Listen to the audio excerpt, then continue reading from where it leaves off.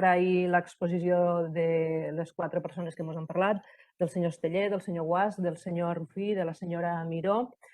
Evidentment, la trajectòria i el recorregut del GPEC és inqüestionable en la defensa i protecció de la natura des dels anys 80 a Catalunya. Són grans coneixedors del territori. D'esta compareixença ens sentem molt en l'Ebre, en la Terra Alta, i és un territori que vostès també coneixen, si no m'equivoco, tenen seu inclús a Roquetes, i per tant, en l'explicació que ens han donat, és evident que saben quin impacte hi té una infraestructura d'aquestes característiques allí on se vol implantar. Al senyor Arrufí i a la senyora Miró, si m'ho permeten avui, a més de les entitats a les que representen, penso que avui vostès representen també la transformació que ha experimentat la comarca de la Terra Alta en els darrers anys. Fa uns 30 anys, no cal anar més lluny, ens trobàvem en una comarca eminentment agrícola, en rendes agràries baixes.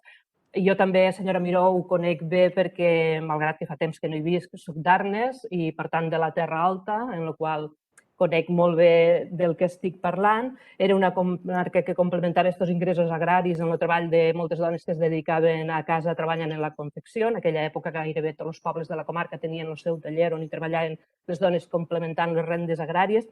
De fet, penso que en vostè tenim alguna experiència en aquest tema, per tant, sabem també de què parlem.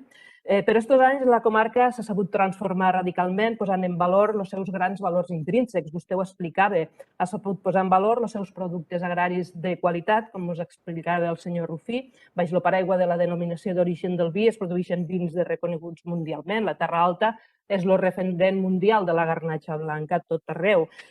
I també han sabut posar en valor el seu entorn natural. Estar dintre d'un parc natural i dintre de la reserva de la biosfera ha permès que es desenvolupés aquesta xarxa de turisme rural de qualitat per tota la comarca, aprofitant aquests valors i conjugant l'entorn i l'agricultura. I aquesta transformació, aquest rellançament de la comarca, l'hem de preservar d'aquestes grans infraestructures que trinxen el territori. Cal apostar per aquestes comarques que, en definitiva, és apostar pel reequilibri, per evitar el despoblament i per apostar per la Catalunya sencera, que és el que nosaltres volem. Per un model energètic sostenible, respectuós en el territori, un model que ha d'anar acompanyat d'una democratització del model energètic 100% renovable, 100% democràtic i de proximitat. Per tant, una transició cap a les renovables que s'ha de fer per fer realitat un nou model energètic al nostre país, perquè és evident que si no fem nosaltres aquesta transició, no la faran. Entrant més concretament a les preguntes que els volia fer, una pregunta que aniria potser adreçada a tots.